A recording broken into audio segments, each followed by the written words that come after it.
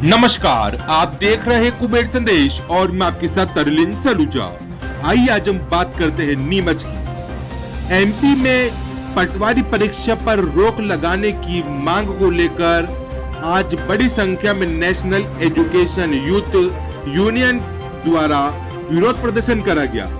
वहीं आपको बता दें कि आज बड़ी संख्या में नेशनल एजुकेशन यूथ यूनियन द्वारा कलेक्टर कार्यालय में जाकर कलेक्टर को ज्ञापन सौंपा गया और मांग करी गई कि अभी जो हाल में परीक्षा हुई पटवारी को लेकर, इसमें पूर्ण परीक्षा में सीबीआई जांच हो, ऑनलाइन परीक्षा की जगह ऑफलाइन परीक्षा हो, साथ में अन्य कई मुद्दों को लेकर आज अपनी मांग को लेकर सभी नेशनल एजुकेशन यूथ यूनियन के सदस्यगण कलेक्टर कार्यालय एकजुट होकर पहुंचे और कलेक्टर को ज्ञापन सौंपा।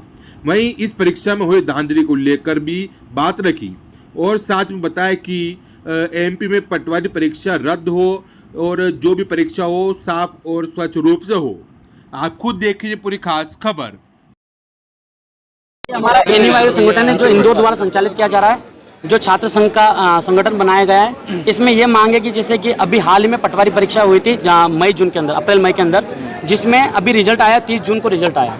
रिजल्ट आने के बाद ये पता चला कि जब पेपर दे रहे थे बच्चे तो किसी के भी 140-145 नंबर से ज़्यादा नहीं आ रहे थे और मुश्किल से 145 नंबर आ भी गए हो तो किसी स्टूडेंट का जो अच्छा लेवल था, वो जो अच्छे काफ़ी टाइम से तैयारी कर रहा था, उसके आ रहे थे। लेकिन जब रिजल्ट आया तो उसमें 180, 185, 186 नंबर तक हाईएस्ट नंबर आए और फिर उसके बाद जाँच की गई तो उसमें पता चला कि 180, 181 नंबर जो जितने भी टॉपर थे, 10 जो स्टूडेंट थे टॉपर में, उसमें से 60 स्टूडेंट एक ही कॉलेज के ग्वालियर के एनआरआई कॉलेज से थे। चलो वहां तक तो बात ठीक थी, वहां से बात मानी गई। फिर उसके बाद देखिएगा 35 क्वेश्चन पे आपत्तियां लगती है, मतलब क्वेश्चन गलत माने जाते हैं, लेकिन वही व्यापम जो उन बच्चों ने जो राइट लगाए, व्यापम ने उनको सही माना है। जबकि एक क्वेश्चन था कि नर्मदा नदी का उद्गम कहाँ से होता है, तो उसमें भोपाल को आंसर राइट माना गया और व्यापम ने भी भोपाल को आंसर राइट माना है और बच्चों ने भी भोपाल को माना है। इस तरह से उनके 183, 184 नंबर आते हैं। अभी कल ही की बात हुई, इन सभी में सर्चिंग चल ही रही थी और हमारे संगठन द्वारा एक जांच और की गई कि अभी हाल ही में वो ग्वालियर तो बात की बात हो गई है, ये जो ज्ञापन में हम लिखा है, इसके बाद भी एक और बात सामने आई है कि अभी जो सागर का एक और कॉलेज था, उसके बच्चों 500 स्टूडेंट वहां के एक ही सरनेम के पटेल नाम के सरनेम के 500 स्टूडेंट टॉप रैंक में आए हैं और वो सभी सिलेक्ट हुए हैं। और सुनने में आ रहा लगभग 9000 जो वैकेंसी थी उसमें से 4500 वैकेंसी को इन लोगों ने भेज दिया, मतलब लगभग 350 करोड़ का घोटाला,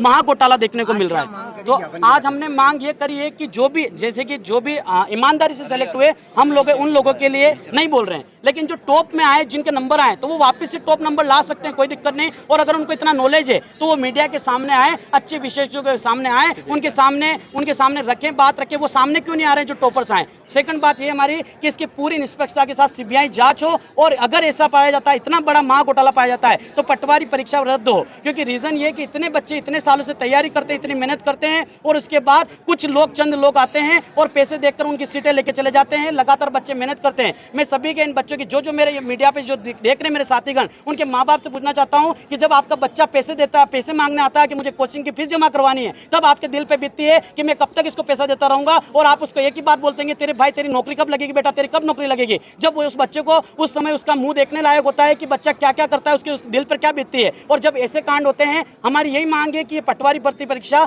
जो है पूरी तरह से रद्द हो और आने वाली कांस्टेबल परीक्षा, एमपीएसआई परीक्षा बिल्कुल ऑफलाइन माध्यम से करवाई जाए। क्योंकि ऑनलाइन माध्यम से पिछले जब ऑफलाइन परीक्षाएं होती थी तो कट ऑफ का स्तर नीचे रहता था, लेकिन जब ऑनलाइन एग्जाम होने लग गए तो कट ऑफ का स्तर अपने आप ऊपर बढ़ने जाने लग गया। ऐसा क्यों हो रहा है? और कुछ सेंटर जो हमारे नीमच के बच्चों के सेंटर तो नीमच में दे दिए जाते हैं, लेकिन कुछ सेंटर होते हैं जो ग्वालियर के दूर दूर भेजे जाते हैं और ग्वालियर जाके बच्चे ग्वालियर जाके ही टॉप क्यों करते हैं? ऐसा उस सेंटर में क्या रखा गया है? तो हमारी ये मांग है कि पूरी एग्जाम केवल एक दिन में हो। अभी भी मध्य प्रदेश लोक सेवा आयोग की परीक्षाएं ऑफलाइन होती है और ऑफलाइन मोड में होने के बाद ईमानदारी के साथ काम होता है, क्योंकि वहां पर ड्यूटी बड़े बड़े अधिकारियों की लगती है और वहां पर किसी भी प्रकार की कोई चीटिंग धांधली होने का काम नहीं होता है। तो इसलिए हमारी एक ही मांग है कि पूरी एग्जाम केवल एक दिन में संपन्न हो और एक दिन में संपन्न होने के साथ ऑफलाइन मोड में हो, जिससे पूरी ईमानदारी के साथ व्यवस्था हो जाए। और मेरा नाम संजय दुबे है।